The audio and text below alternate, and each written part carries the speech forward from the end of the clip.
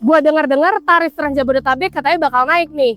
Ya tentu aja, hal ini membuat para pekerja yang setiap harinya pulang pergi Bodetabek Jakarta ikut angkat suara. Maklum aja, Trans Jabodetabek ini masih menjadi pilihan utama para pekerja karena harganya yang relatif murah dan bisa menghemat transportasi harian.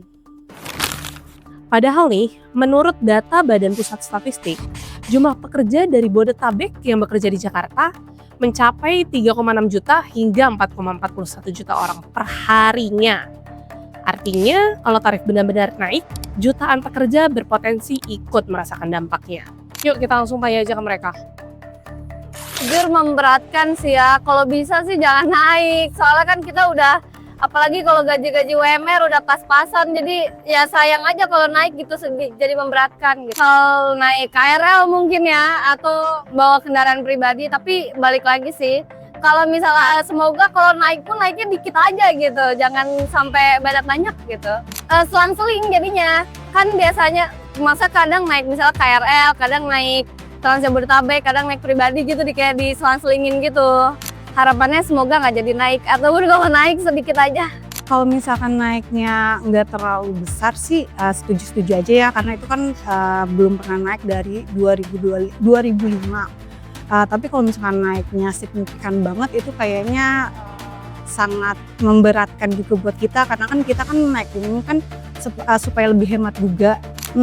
Kalau misalkan naik kendaraan pribadi saya nggak bisa. Kalau misalkan pun naik yang lain kayaknya enggak ya, karena untuk jalur di Alam Sutra Blok M itu sudah sangat dekat banget dengan rumah.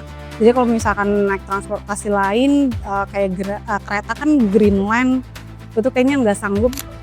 Harapannya sih kalau misalkan Transjakarta naik mungkin armadanya lebih banyak, dan juga untuk kemacetannya di jalur tol itu lebih agak berkurang, biar kita juga estimasi waktu untuk ke kantornya bisa lebih cepat lagi.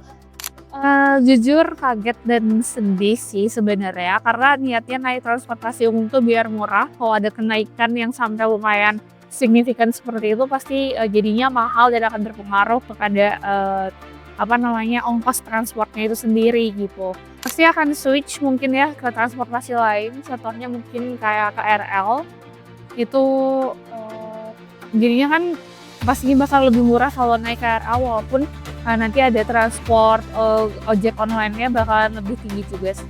Kalau kendaraan pribadi lebih sejauh sih Mas, kalau untuk di kendaraan pribadi. Harapannya ada penyesuaian untuk tarifnya, karena dari transportasi umum itu pastinya akan membantu banget buat teman-teman pekerja-pekerja yang di pinggir-pinggir Jakarta gitu. Jadi dengan gaji sekarang gimana menurut lo?